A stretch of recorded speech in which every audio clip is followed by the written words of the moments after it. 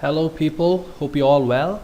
I'm sorry guys, it's been a while since I brought out good tutorials because kinda held up with my job, but here I am back with new tutorials for Photoshop. Okay, so straight to the matter. What we are actually going to see today is how you can able to create realistic looking rainbow effect using Photoshop. When I say rainbow, let me show you a couple of pictures so that you guys can understand what I am trying to say. Well, take a look at this picture. This oh, by the way, all those pictures I've got it from Google Images, so copyright issues, well, disclaimer is copyrighted to the respective owners. By the way, so this is a picture which I have originally downloaded, and I have created this rainbow effect, as you can able to see.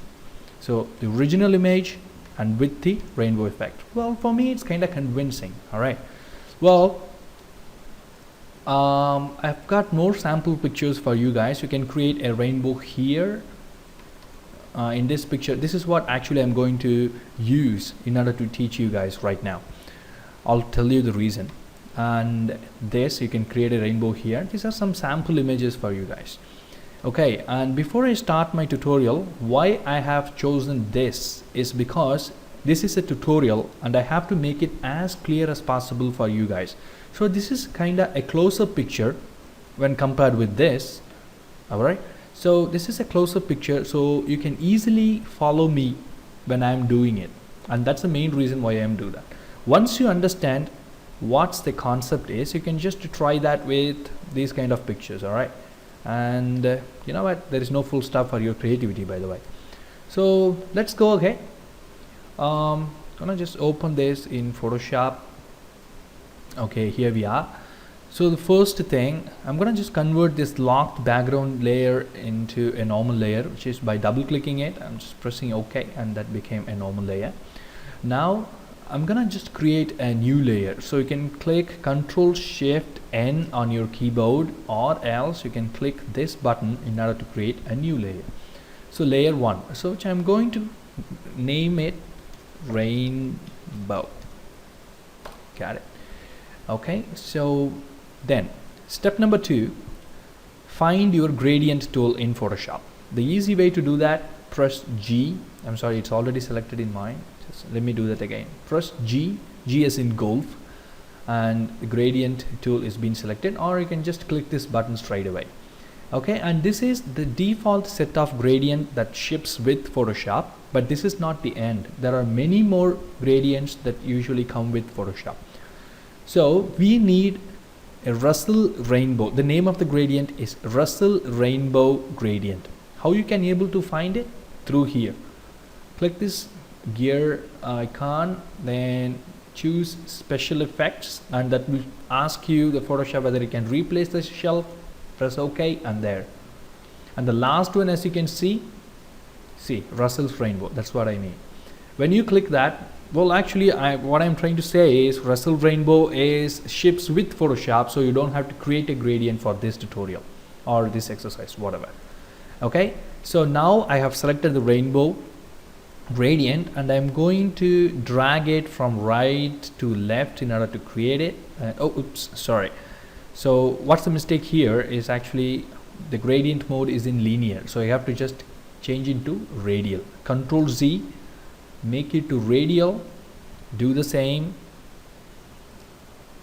Nah, so let me just until I'm happy. All right, kinda convincing now. Okay, I accept. Now it looks really ugly, but we will get there. All right, so step number 3 is this is actually standing out too much. It's not blending in, so we need to blend this rainbow with our background picture. In order to do that, make sure the rainbow layer is selected. Change the layer mode from normal to screen.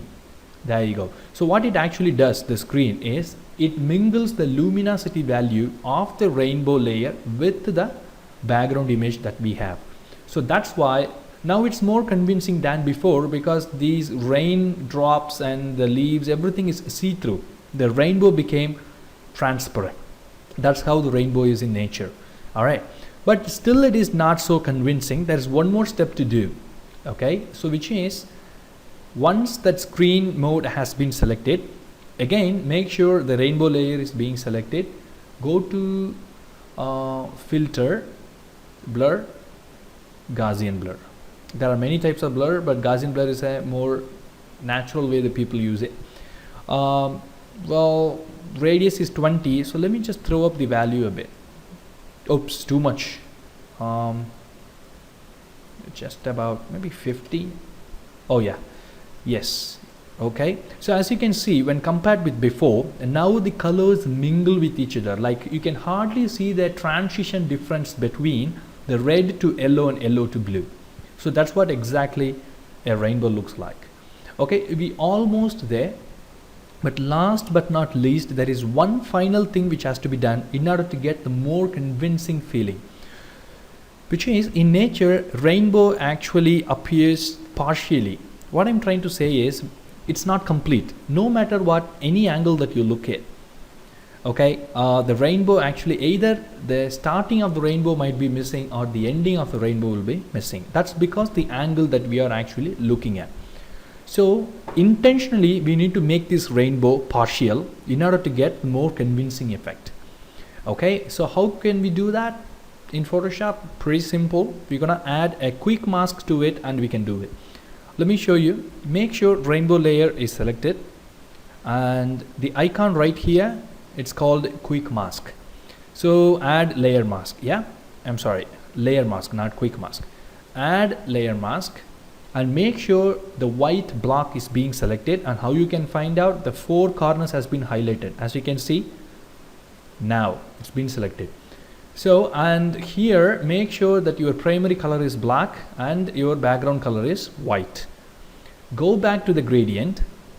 Now we are at this shelf, so we need to reset the gradient so we can go back to the normal ones. Select the first one, the black to white, and change the linear mode from the radial mode.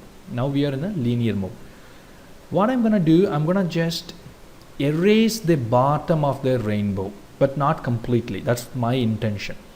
So I'm gonna just drag from the bottom halfway to the picture. As you can see here, what it does, layer mask, is any area that is covered by black will be hidden and the white area will be shown. That's exactly it looks like. So I think I'm gonna just press Ctrl Z. I'm gonna just increase the height of it more. Oh yeah, now it's more convincing for me. It's thick here, and as it gradually goes down, it disappears because it might be the angle that I am looking at the rainbow now. And this is how exactly the rainbow appears, and for me it's more convincing.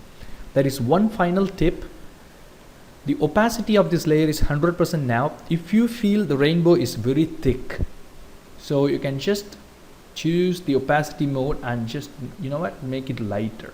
Any lighter you want, that's totally up to you. It's almost disappeared now, so I'm gonna just put it like 72, or let's call it 80%. Yeah, just 80. Okay, so that would do. So that's how you actually create a rainbow effect. It's pretty easy. It's just a 4-step process. All right, and once you understand this, you can just, you know what, try in these kind of pictures. Just Google it, any convincing pictures. Make sure there is enough light in the picture when it is raining, because that's, you know what, that's when it makes sense. Okay, and you can try this also. So a small tip, what I did, I have used the gradient from left to right in order to hide the starting of the rainbow, and I have layer masked here in order to make it more convincing, like trying to put this rainbow behind these hills and a small house here. So that's what I did. So happy trying, guys. Hope you like it, and I'll come back with some other Photoshop tutorials pretty soon. Please subscribe to the channel, because I'm committed to bring more videos in the future. And thank you so much for your time, and have a good one, guys. Bye bye.